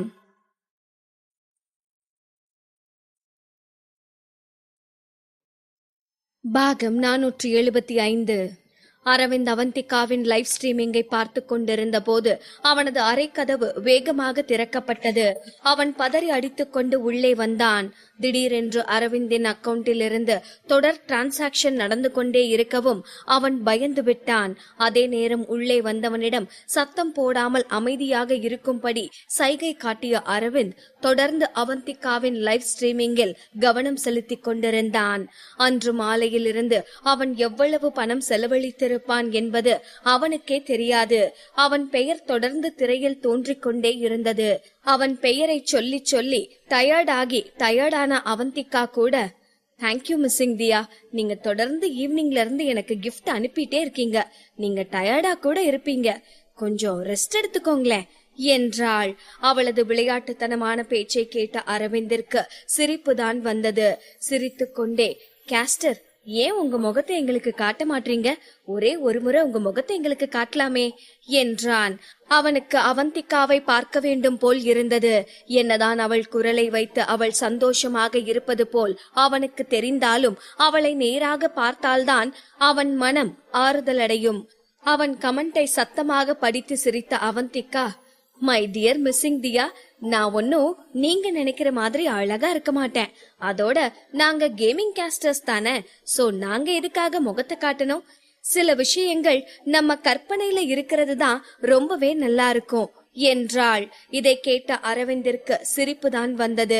அவள் எப்படி கொஞ்சம் கூட அலட்டிக் கொள்ளாமல் தன்னைத்தானே அழகில்லை என்று சொல்லிக் கொள்கிறாள் என்று நினைத்தவனுக்கு சில நாட்களுக்கு முன் அவன் வீட்டில் நடந்த நிகழ்வு ஒன்று ஞாபகம் வந்தது. அவந்திகா ஒரு புது ஆடையை அணிந்து வந்து, அரவிந்த், இந்த ட்ரெஸ் எப்படி இருக்கு என்று கேட்டபோது, இந்த ட்ரெஸ் ரொம்பவே நல்லா இருக்கு, பட் நீ தான் நல்லா இல்ல என்று அவளை விளையாட்டாக கலாய்த்தான். அதற்கு அவந்திகா கூட குழந்தை போல் கோபித்துக் கொண்டு சென்றாள். அவர்களின் கடந்த கால நினைவுகள் ஒவ்வொன்றும் நேற்று நடந்தவை போல அவன் மனதில் தெளிவாக பதிந்திருந்தன. அவனால் இந்த நினைவுகளில் மூழ்காமல் இருக்க முடியவில்லை. சிறிது நேரம் கழித்து இன்றைய இறுதி ஆட்டம் முடிந்தது. அவந்திகா அன்றைய நாளின் முடிவாக அனைவரிடமும் விடை பெற்றுக் கொண்டிருந்தாள். ஓகே கைஸ், இன்னைக்கு இந்த நாளுக்கு அவ்வளவுதான். நாம இத்தோட நம்ம ஷோவை முடிச்சுக்கலாம். 3 மணி நேரம் கண்டினியூஸா லைவ் ஸ்ட்ரீமிங் பார்த்து நீங்க எல்லாரும் ரொம்பவே டயர்ட் ஆகிருப்பீங்க. போய் சீக்கிரமா தூங்கி ரெஸ்ட் எடுங்க. குட் நைட் என்றாள். அதன் பின் அரவிந்த் அதுவரை பார்த்து கொண்டிருந்த ஸ்கிரீன் கருப்பு நிறமாக மாறியது. அவந்திகா லைவ் ஸ்ட்ரீமிங்கை முடித்துவிட்டு சென்றிருந்தாள். அவள் குரல் மறைந்தது. அவள் விடை பெற்ற போது ஹோட்டல் அறை அமைதியாகிவிட்டதால் அரவிந்திற்கு தனது இதயம் திடீரென காலியாகிவிட்டதை போல் இருந்தது. செல்போனை வெறித்து பார்த்துவிட்டு ஒருவித விரக்தியோடு நேரத்தை பார்த்தான். 3 மணி நேரம் ஓடியிருந்தது. அவனுக்கு தெரியும், ஆனால் அது ஒரு சில வினாடிகள் மட்டுமே என அவன் மனதிற்கு தோன்றியது. அமைதியாக தன் போனை பார்த்து கொண்டிருந்தவன் பின்பு தன் மனதிற்குள்ளாகவே குட் நைட் தியா என்று சொல்லிக் கொண்டான். சில நொடிகள் அமைதியான பிறகு அதுவரை அவன் அருகே அமைதியாக நின்று கொண்டிருந்த சம்பத்தை பார்த்து, என்ன விஷயம் என்றான். சார், உங்களை ஒரு கேமுக்கு பிராண்ட் அம்பாசிடரா இருக்க சொல்லி ஒரு ஆஃபர் வந்திருக்கு என்றான். அரவிந்த் எதுவும் பதில் பேசாமல் சம்பத்தை நிமிர்ந்து மட்டும் பார்த்தான். அந்த பார்வையிலேயே அவன் என்ன நினைக்கின்றான் என்பதை புரிந்து கொண்ட சம்பத் வேகமாக தன் கையை அசைத்து, இல்ல சார், எனக்கு நல்லாவே தெரியும் இப்ப நீங்க உங்க குடும்ப பிசினஸ்ல பிஸியா இருக்கீங்க. ஆனா இது லாட் கேமோட ஒரு புது பார்ட், அதனாலதான் உங்ககிட்ட ஒரு வார்த்தை கேட்கலான்னு என்று சொல்லி அதற்கு மேல் எதுவும் பேசாமல் சம்பத் தயங்கி நின்றான். சாதாரண நாட்களிலேயே அரவிந்த் இது போன்ற விளம்பரங்களில் நடிக்க ஒப்புக்கொள்ள மாட்டான் என்பது சம்பத்திற்கு நன்றாகவே தெரியும். ஆனால் இந்த லாட் கேம் அவந்திகாவோடு தொடர்புடையது என்பதால் அவன் அதை ஒரு முறை அரவிந்திடம் கேட்டு தெளிவு பெற விரும்பினான். சம்பத் இதை சொல்லி முடித்ததும் அரவிந்தின் முகம் இறுகியது. லாட் கேம், இது அவனுடைய கடந்த காலத்தோடு தொடர்புடையது. மற்ற கேம் என்றால் கூட அவன் ஒரு நொடி யோசித்திருப்பான். ஆனால் இந்த லாட் கேமை பொறுத்தவரை அவன் யோசிக்க வேண்டிய தேவையே இல்லை. மத்த அட்வர்டைஸ்மெண்ட் ஆஃபருக்கெல்லாம் நான் என்ன பதில் சொல்வேனோ அதே பதில் தான் இதுக்கும் என்றான். சம்பத்தும் இந்த பதிலைத்தான் எதிர்பார்த்திருந்தான் என்பதால் அவன் ஒன்றும் பெரிதாக அதிர்ச்சியாகவில்லை. ஓகே சார் என்று சொல்லிவிட்டு அங்கிருந்து சென்றான். மறுபுறம் லைவ் ஸ்ட்ரீமிங் முடித்த அவந்திகா ஏதோ பெரிய யோசனையில் இருப்பவள் போல் இருந்தாள். அவளை பொறுத்தவரையில் பிரின்ஸ் ரொம்பவே செல்லமாக வளர்ந்தவன், அத்தோடு பிடிவாத குணம் நிறைந்தவன், நிராகரிப்பை அவ்வளவு எளிதில் ஏற்றுக்கொள்ளாதவன் என்று நினைத்திருந்தாள். அதனால்தான் அவள் முடியாது என்று சொல்லிய பிறகும் அவன் அவளை தொடர்ந்து வந்து தொல்லை கொடுத்து கொண்டிருந்தான். அப்படி இருக்கும்போது இப்போது அவள் சொன்ன வார்த்தையிலிருந்து மீறி இருக்கிறாள். ஆனால் அவன் ஏன் மீண்டும் வந்து அவளிடம் அவனுடைய டீமிற்கு கோச்சாக இருக்க சொல்லி கேட்கவில்லை என்பது அவந்திகாவிற்கு புரியவே இல்லை. இதை யோசித்தவள் தன் தலையிலேயே அடித்து கொண்டு, அவனே தொல்லை பண்ணலனா கூட நீயே அவன் ஏன் தொல்லை பண்ணலன்னு யோசிப்ப போல என்று தனக்குத்தானே சொல்லிக் கொண்டவள் எழுந்து நின்று தன் கை கால்களை எல்லாம் அசைத்து கொஞ்சம் இயல்பு நிலைக்கு திரும்பியவள் குளித்து முடித்து வந்து கண்ணாடியில் தன் பிம்பத்தை பார்த்து கொண்டு நின்றாள். அவள் பட்டு ரோஜாவை போல் செந்நிறமாக மாறியிருந்தாள். தன்னை தானே ரசித்தவளின் உதடுகள் லேசாக விரிந்தது. பின்பு தன் வயிற்றில் கை வைத்தவள், டேய் குட்டி, நீ அம்மாவை ரொம்பவே அழகாக்கிட்ட போலடா. நீ சமத்து குட்டி, அம்மாவுக்கு அதிகம் தொல்லை கொடுக்காம இருக்க. என்று தன் குழந்தையை கொஞ்ச நேரம் கொஞ்சிக் கொண்டிருந்தாள். உண்மையிலேயே அவள் குழந்தை சமத்து குழந்தையாகத்தான் இருந்தது. ஒரு சில முறை அவளுக்கு வாந்தி வந்ததே தவிர அதை தாண்டி அவளுக்கு வேறு எந்த சிக்கலும் இருக்கவில்லை. எப்போதும் போல்தான் அவள் தன் வேலைகளை செய்து கொண்டிருந்தாள். அம்மா எவ்வளவு கஷ்டத்துல இருக்காங்கன்னு தெரிஞ்சு என் குழந்தை அமைதியா இருக்கு போல என்று சொல்லிக் கொண்டவள் தன் வயிற்றில் மென்மையாக தட்டி கொடுத்து விட்டு தூங்கச் சென்றாள். அவந்திகா எப்போதும் ஆந்தை போல் இரவெல்லாம் விழித்திருந்துதான் வேலை செய்து கொண்டிருப்பாள். ஆனால் எப்போது அவள் கர்ப்பமாக இருக்கிறாள் என்று அவளுக்கு தெரிந்ததோ அப்போது இருந்து இரவில் விரைவாக தூங்கி விடுகிறாள். இப்போது அவள் தூங்க சென்ற நேரம் அவளது போன் அடித்தது. புது நம்பராக இருக்கவும் கொஞ்சம் குழப்பத்துடன் தான் எடுத்து காதில் வைத்தாள். ஹலோ மிஸ் லவ்தியா, நான் உங்க லைவ் ஸ்ட்ரீமிங் கம்பெனில இருந்து கால் பண்றேன் என்றது அந்த குரல். ஓ சொல்லுங்க, என்ன விஷயம் என்று அவந்திகா குழப்பத்துடனேயே கேட்டாள். ஒருவேளை இதுவும் அவளை கோச்சாக இருக்க சொல்லி வந்த அழைப்பாக இருக்குமோ என்று அவள் குழம்பிக் கொண்டிருக்கும் போதே, மேடம், லார்ட் கேமுக்கு அவங்க கம்பெனி ஒரு பப்ளிசிட்டி ட்ரெய்லர் ரெடி பண்ணலான்னு இருக்காங்க. அதுக்காக நம்ம ஆப்ல இருந்து யாராச்சும் அட்வர்டைசிங்ல நடிக்க முடியுமான்னு கேட்டாங்க. அதான் நீங்க அதுல நடிக்க முடியுமான்னு கேக்குறதுக்கு கால் பண்ணுனேன் என்றது அந்த குரல். அவள் எப்படி ஆர்வமாக இல்லாமல் இருப்பாள்? இது லார்ட் கேம், அவளையும் ராஜனையும் சேர்த்து வைத்த கேம். அதில் அவளுடைய பங்கு சிறு துளியேனும் இருக்கும் எனின் அதை அவள் கர்வமாக கொள்வாள். ஆனால் அதற்காக அவள் விளம்பரத்தில் நடித்தால் அவளது முகம் அனைவருக்கும் தெரிந்துவிடும் அல்லவா? இந்த தேவையில்லாத சிக்கலை அவள் விரும்பவில்லை. அதனால் தனது மனதை கல்லாக்கி கொண்டு, இல்ல, எனக்கு இதுல நடிக்க விருப்பம் இல்ல என்றாள். அதை தொடர்ந்து, மேடம், இந்த டீலிங்க பத்தி உங்களுக்கு இன்னும் முழுசா தெரியலன்னு நினைக்கிறேன். இந்த சின்ன அட்வர்டைஸ்மெண்ட்டுக்கே உங்களுக்கு மில்லியன் கணக்குல சேலரி கிடைக்கும் என்றது மறுபுறம் இருந்த குரல். ஆனால் ஒரு நொடி கூட இதை பற்றி யோசிக்க விரும்பாத அவந்திகா, சாரி, எனக்கு இதுல சுத்தமா இன்ட்ரெஸ்ட் இல்ல என்றாள். மறுபுறம் ஒரு நொடி அமைதி நிலவியது. பிறகு மிகவும் மென்மையான குரலில், இட்ஸ் ஓகே மேடம், எனிவே நீங்க நல்லா யோசிச்சுட்டு உங்க முடிவை பொறுமையா நாளைக்கு சொல்லுங்க. தேங்க்யூ மேடம், குட் நைட் என்று சொல்லிவிட்டு மறுபுறம் இருந்தவர் போனை துண்டித்தார். போனை கட் செய்ததும் அவந்திகாவின் மனம் பெரும் கவலையில் ஆழ்ந்தது போல் இருந்தது. சாதாரண அட்வர்டைஸ்மெண்டிற்கு மில்லியன் கணக்கில் பணம் தர அவர்கள் தயாராக இருக்கிறார்கள். அவளுக்கும் இப்போது இந்த பணம் அவசியமான தேவையாகத்தான் இருந்தது. இன்னும் சில மாதங்களில் அவளது பிரசவத்திற்கும் அதன் பிறகு சில மாதங்கள் அவள் குழந்தையை வளர்ப்பதற்கும் அவளுக்கு நிறைய பணம் தேவைப்படும். அந்த நேரம் அவளால் லைவ் ஸ்ட்ரீமிங் கூட செய்ய முடியாமல் போகலாம். இதையெல்லாம் யோசித்து அவள் குழம்பிக் கொண்டிருந்த அதே நேரம் அவளது போன் மீண்டும் அடித்தது. அவள் அதை அட்டெண்ட் செய்து காதில் வைத்ததும், அவந்திகா மேடம், நீங்க தேட சொன்ன அந்த ஆளை நாங்க கண்டுபிடிச்சிட்டோம் என்று மறுபுறம் இருந்து குரல் கேட்டது. இந்த வார்த்தைகளை கேட்டதும், என்னது, கண்டுபிடிச்சிட்டீங்களா என்று திகைப்போடு கேட்ட அவந்திகா சட்டென தன் இருக்கையிலிருந்து எழுந்து நின்றாள். 9 வருடத்திற்கு முன்பு நடந்த அந்த சம்பவத்தில் அவளது பெற்றோர் குற்றவாளி இல்லை என்பதை நிரூபிக்க வேண்டும் என்றால் அப்போது அவர்களுக்கு கம்பெனியில் அக்கவுண்ட் செஷனிற்கு இன்சார்ஜாக இருந்தவரை தொடர்பு கொள்ள வேண்டும். ஆனால் அந்த நபர் எங்கு இருக்கிறார் என்பது பற்றி அவந்திகாவிற்கு எந்த தகவலும் தெரியவில்லை. அதனால்தான் ஒரு பெரிய டிடெக்டிவ் ஏஜென்சியிடம் சொல்லி அந்த நபரை தேடச் சொல்லி இருந்தாள். இப்போதும் அவர்களிடம் இருந்துதான் போன் வந்திருந்தது. அந்த ஆள் இப்போ எங்க இருக்காரு என்று அவந்திகா பதற்றத்தோடு கேட்கவும், மேடம், 9 வருஷத்துக்கு முன்ன அந்த சம்பவம் நடந்ததுமே அவர் தன்னோட குடும்பத்தோட பெங்களூரை விட்டு போயிட்டாரு. அதுக்கப்புறம் அவர் எங்க போனாருன்னு யாருக்கும் எந்த ஐடியாவும் இல்ல. ரொம்ப கஷ்டப்பட்டு அவர் இப்போ டெல்லியில இருக்காருன்னு கண்டுபிடிச்சிருக்கோம் என்றார். அவந்திகாவிற்கு கொஞ்சம் பொறுமை இல்லை. சீக்கிரம் அந்த ஆள் இங்க கூட்டிட்டு வாங்க என்று அவள் சொல்லவும் மறுபுறம் இருப்பவர் ஏதோ சொல்ல வந்து தயங்கி நிற்பது போல் அவந்திகாவிற்கு தோன்றியது. என்ன விஷயம், எதுவா இருந்தாலும் சொல்லுங்க என்று அவந்திகா சொல்லவும், மேடம், அந்த ஆளு பெங்களூர்ல இருக்காருன்னு தான் நாங்க 10 லட்சத்துல வேலையை முடிச்சு கொடுக்கறதா ஒத்துக்கிட்டோம்.